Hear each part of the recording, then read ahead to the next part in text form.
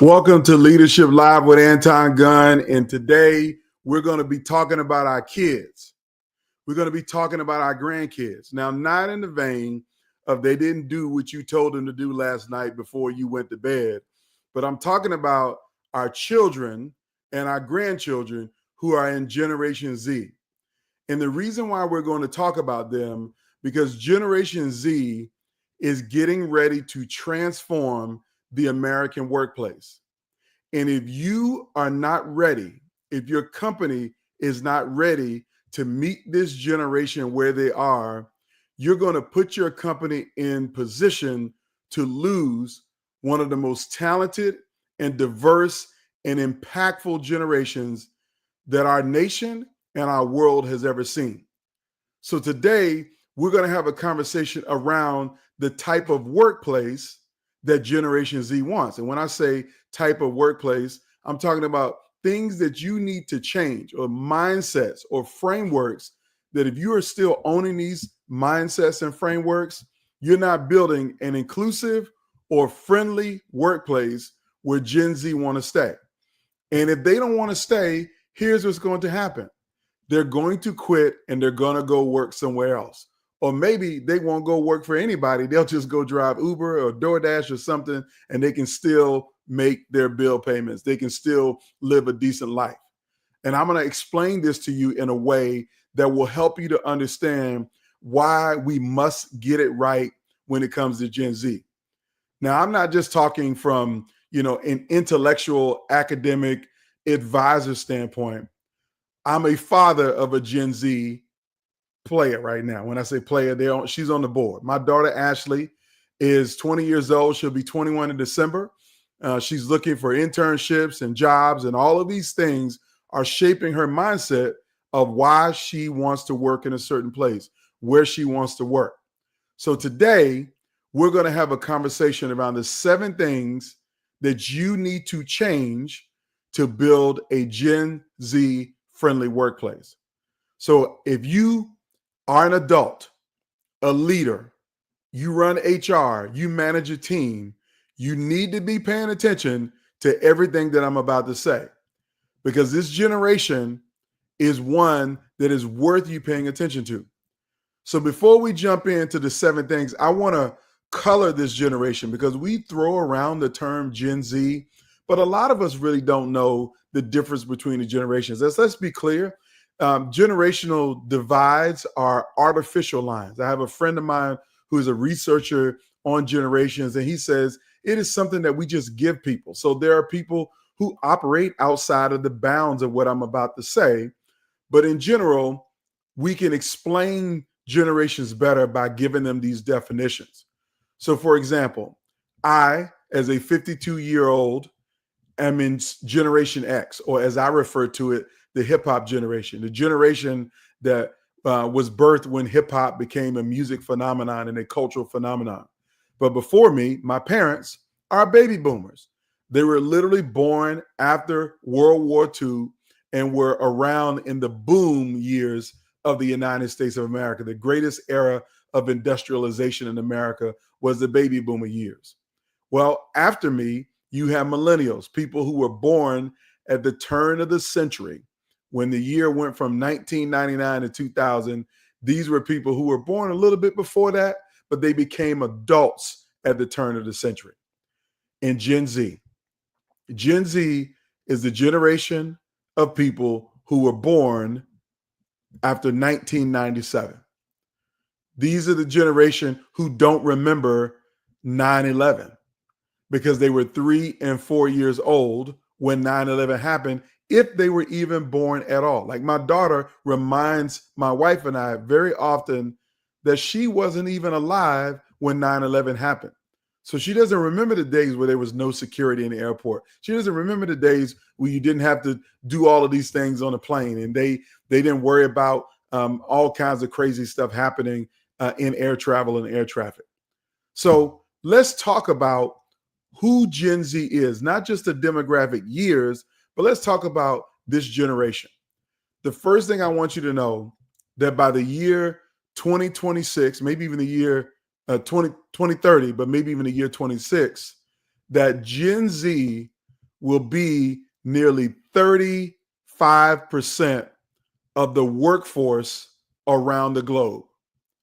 By the year 2030, Gen Z will make up 35% of the workforce in the world. Now, in the United States, it'll be a little bit lower because our population is growing at a different rate. So they're going to be about 30% of the workforce in the United States of America. Now, why is this important? It's important for the following reason. Reason number one is that this generation, this Gen Z generation, is going to be the people who work on the front lines with young people. We understand that this generation will be in your customer service positions. They will be customer facing. They might even make up the largest breadth and depth of your workforce.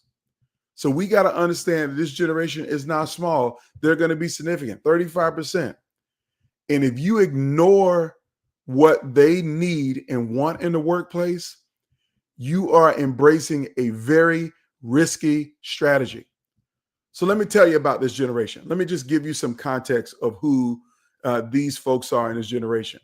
Number one, they're digital natives, meaning that this is a generation who was born with a smartphone in their hands. They know technology natively. And when I mean know it, they don't know it to create it. They don't know it to build it. They don't know it to buy it. They know it only to buy it. They only know it to use it. Gen X is the generation who created the technology, but Gen Z is the one who's mastered how to use the technology. They don't remember a dial-up world. They don't know a dial-up world. They know a world completely on Wi-Fi with massive cell towers everywhere. They're digital natives. That influences how they think about the workplace. The second thing you need to know about this generation is that they are the most diverse and inclusive generation to date, meaning that the racial and ethnic and gender diversity of Gen Z is the greatest of any generation to date, period. They are diverse, really diverse. And so whether you think about race and gender, sexual orientation, gender identity, you think about all of these things, whether you agree with them or not, this is how they see themselves. This is how they understand their peer group, their friends, their colleagues, the people that they're connected to. You need to understand that this is the most diverse generation today. The third thing you need to understand, Gen Z is the most financially cautious, not conscious, but cautious group to date. Now, what do I mean financially cautious? I want to categorize something for you that a lot of people forget when they think about Gen Z. Number one, they were born in 1997, starting in 1997, and the end of Gen Z is around 2012. So from 1997 to 2012, this is the generation who was birthed into the world. Now, depending on whether you were born in 97 or 2012, you're going to have some perspectives on finance. And let me tell you what these perspectives might be.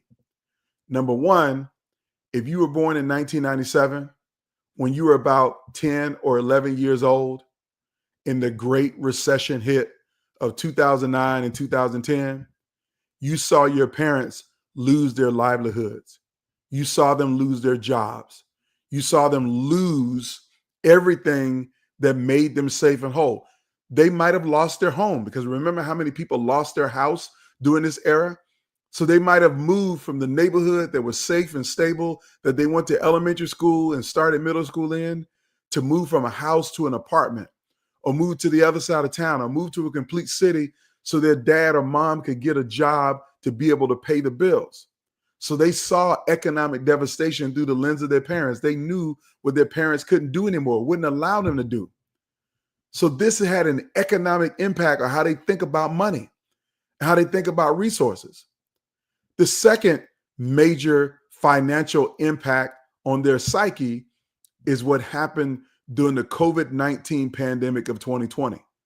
They saw massive economic loss. They saw the economy shut down and lose almost everything in that time frame. So this generation is incredibly frugal.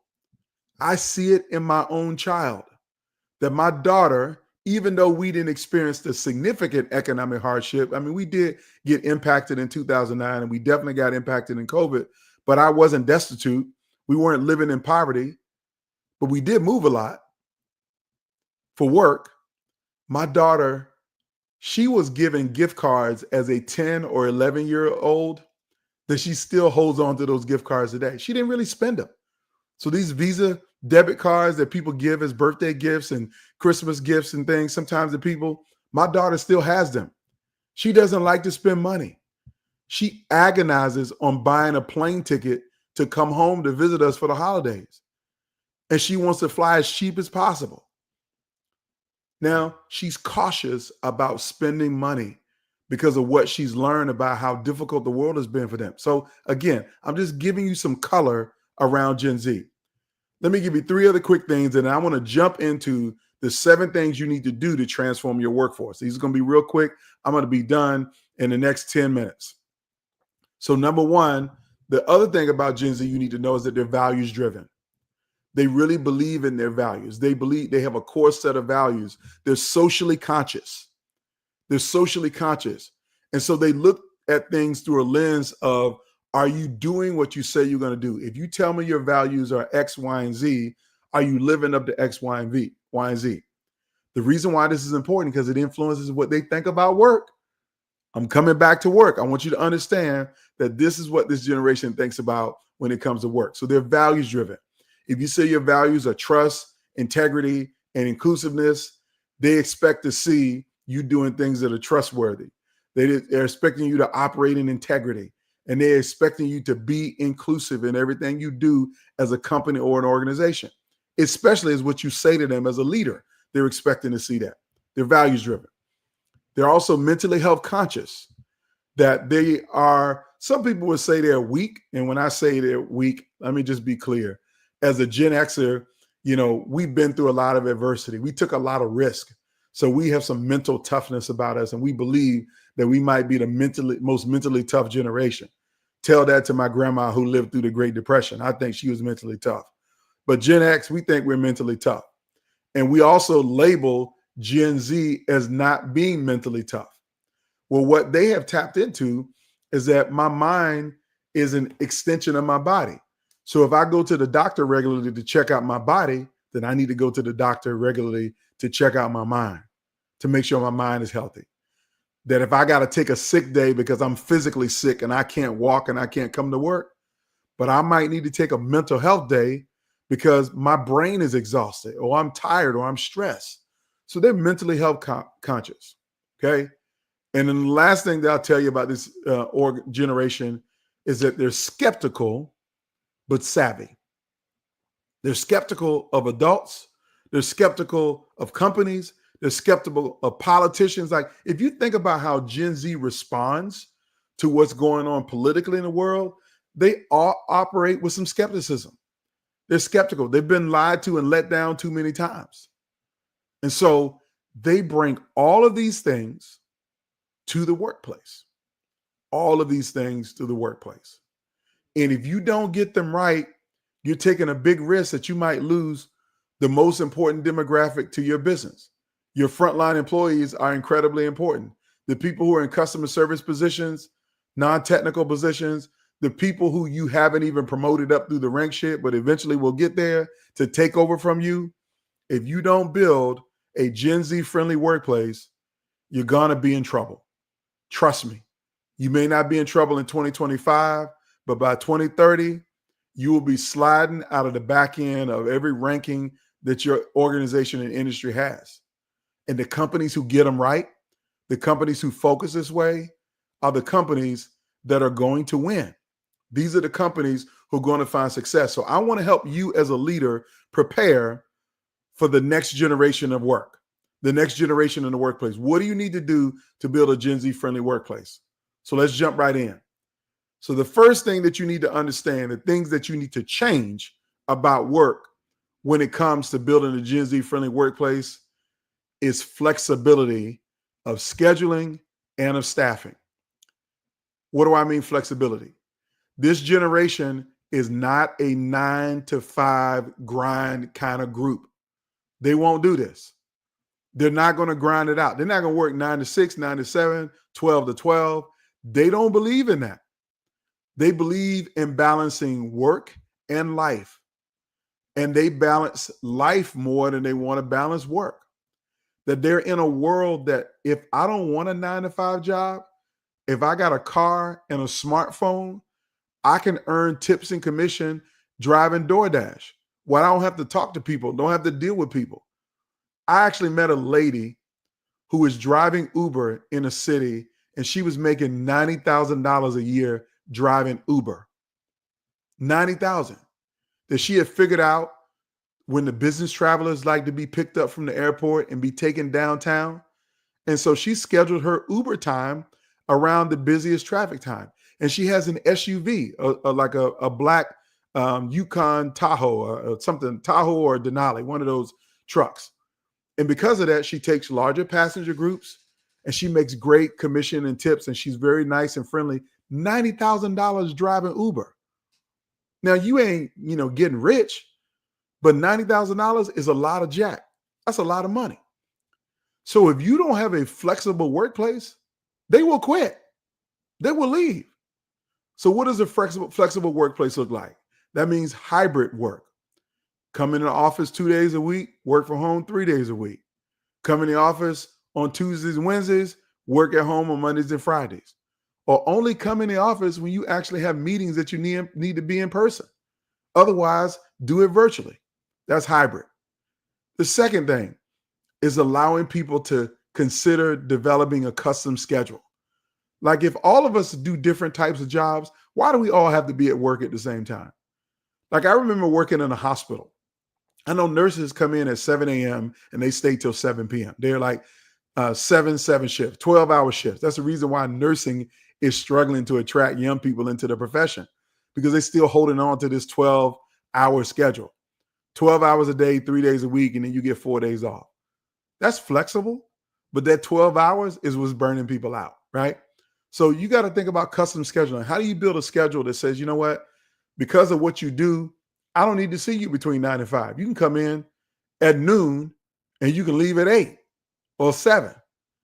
Okay, so that's another way you got to think about this flexibility and schedule. And here's the last piece of this. This return to office policy that every company instituted coming out of the pandemic, trying to force people back to work. That's only going to work for people like us. And when I mean us, Gen X. We like being in the office. We like being on the team. We like being able to hang around the water cooler and talk shop and talk about the football game last night or talk about what's going on in the city.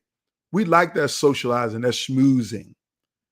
But Gen Z, they like some of that, but they don't have to return to the office and do that. So you got to, number one, focus on schedule flexibility. So here's number two. This is a big one. I actually had a debate with someone on Facebook last night about number two, and that is dress code needs to change. See, as a Gen Xer, suit and tie to work every day with hard bottom shoes, or women in pencil skirts, or long dresses and heels and business suits and heels, that was the way we like to show up to work. That was the way we were conditioned to come to work. That's what a professional looks like, is when they dress like that. But now we know professionalism isn't tied to your clothing.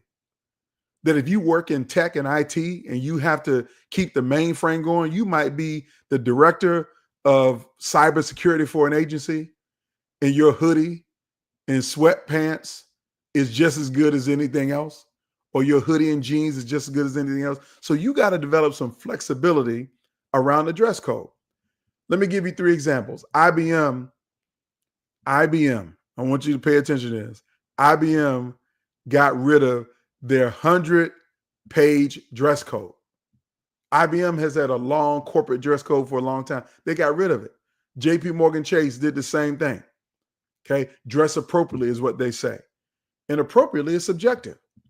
So here's what I'm telling you right now, that when it comes to Gen Z, you got to help them to be flexible and comfortable in their attire at work. That means maybe have a policy that says dress for your day. So if you don't have meetings at all, and you're just getting work done in the office at your desk, then why do you need to be suited and booted all the time? You don't. You don't. Maybe you need to have a policy that, the context is be comfortable on Fridays. And so I was remembering IBM said they had a 100-year dress code that they did away with. JP Morgan Chase is the one that had the 10-page policy, and they just changed it to be dressed appropriately. So you might have to be flexible on this dress code thing. Remember how, as a Gen Xer, we used to get super excited about casual Fridays, that we had to dress up 4 days a week, and we got excited about casual Fridays. I remember in a hospital, we would get excited about jeans on Friday. And the only way we could wear jeans if we donated money to a charity that the hospital was raising money for. So everybody donated to the charity so they could wear jeans. But now we know that if you're not in a patient-facing role and you're not in a clinical environment, what does it matter what you wear? Seriously. So we got to be thoughtful about this dress code. And the argument that I was having, just to clear it up, is that when I keynote on stages, when I go to be with my clients on stages, I learn and do research around the audience and the organization. I ask them, what's the dress code for this event, right? And I will match their dress code. But because I'm on my feet speaking for an hour, there's a premium on the comfort level of my feet. I need to be on my feet, so I need to have comfortable shoes. So I will wear sneakers with my suit because it's comfortable. I'm the one standing up, walking around for an hour. You the guys sitting down. So I'm going to be comfortable. And if you think about doctors in the 60s and 70s, they might have used to wear these black hard bottom shoes, but doctors don't wear that anymore. Go to any doctor's office, go to any kind of medical setting, and you'll see everybody got on Hokas. They got on Brooks. They got on Asics.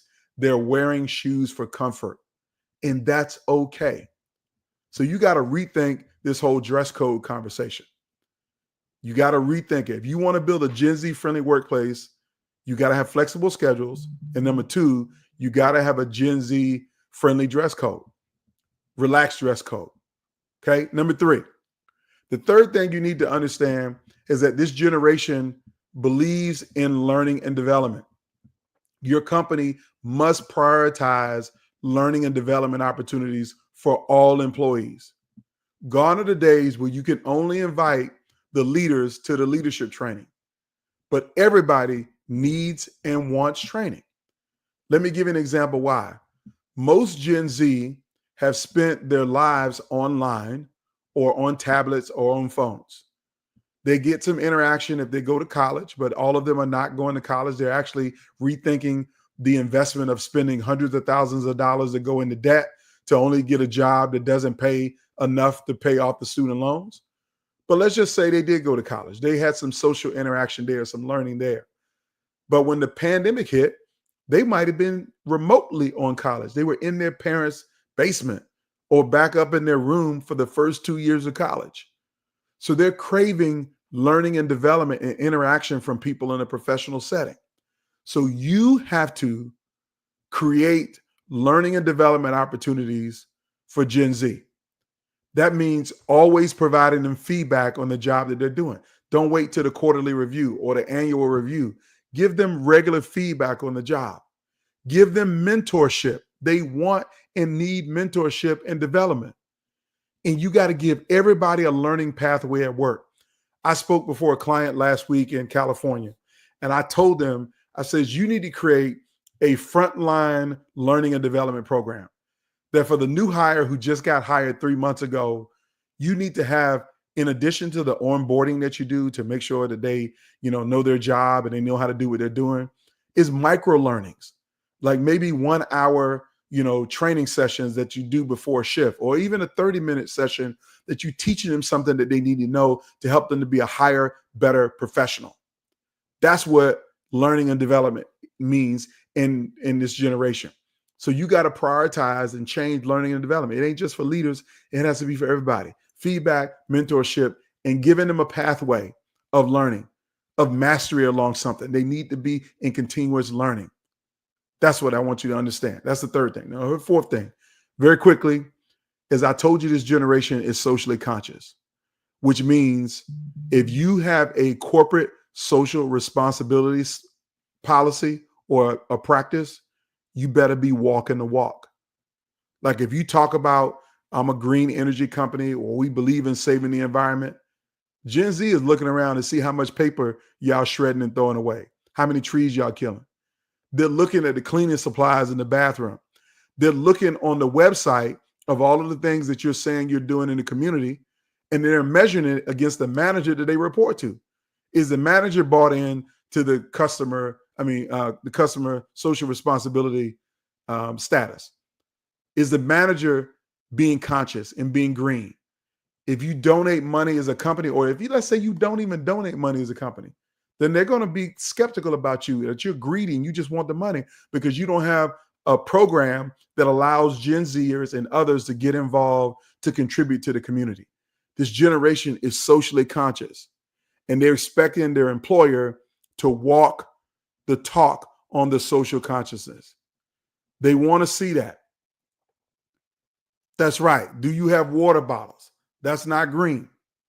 You know, if you buy cases of water, that's not green to them, right? So they're paying attention to that. You got to walk the talk on corporate social responsibility. If you're not, you're going to lose Gen Z. Okay, number 5, I mentioned to you mental health. Well, mental health is a priority for Gen Z. So if you don't have good mental health policies and practices, if you don't have in your personnel policies that we allow employees to take 20 mental health days a year, if we don't allow employees, we don't give that as a professional benefit as a part of the health insurance plan, you're losing Gen Z. Mental health is a priority. That's number 5. Now, number 6 is one that y'all are not ready for, and that is Gen Z highly prioritizes diversity, equity, and inclusion. So I know some of you are running from DEI, or you're changing the name of DEI, or you're worried about litigation and lawsuits. You're worried about getting sued from some group because you have a women's leadership program or an African-American leaders program or a minority business supplier diversity program, that you're changing all of your policies because you're running away from diversity, equity, and inclusion. I want you to know that every step you take away from it, you're losing the Gen Z workforce, because they are literally the most diverse people so far, the most diverse group so far. So when you take away DEI, you're taking away their identity. When you change the name of programs, you're changing who they are, and they don't like that. And they may not ever verbalize it to you. Like, I'm honest, they probably won't say anything to you. You know what they're going to do? They're going to revenge quit. You know what revenge quitting is? Is when they don't even give you 2 weeks notice. They just don't come back. Or you're in the middle of a big project and they just quit. They're going to revenge quit. Or they're going to do what's called task masking. You know what task masking is? It's to pretend like they're working hard on a task, but they ain't doing nothing. They're not going to do it. Or they might even quiet vacation, which is they're supposed to be at work and they're not taking paid vacation days, but they're working from a beach in Aruba because they're 100% remote. That's what Gen Z is going to do in response to you abandoning diversity, equity, and inclusion. They don't like it. They don't believe it. You're literally denying 30% of the workforce, a growing percentage. And I'm not even talking about the employees of color. So let me be clear. I'm not talking about the women employees or the employees who are LGBTQ plus. I'm not talking about them. They're additive in the group of people who are upset that you're running away from DEI. But I'm talking about the 27-year-old white male and female that you have working for you, that all of their friends are diverse and they fit a demographic. And they see that your retrenchment from DEI is taking away the value that their friends and colleagues and classmates bring to the world. They don't like that. That doesn't match up with their social consciousness. So this retreat from DEI, do it at your own peril. All right, the last thing, and I'm going to repeat all 7 of these and give them to you, and I'm done.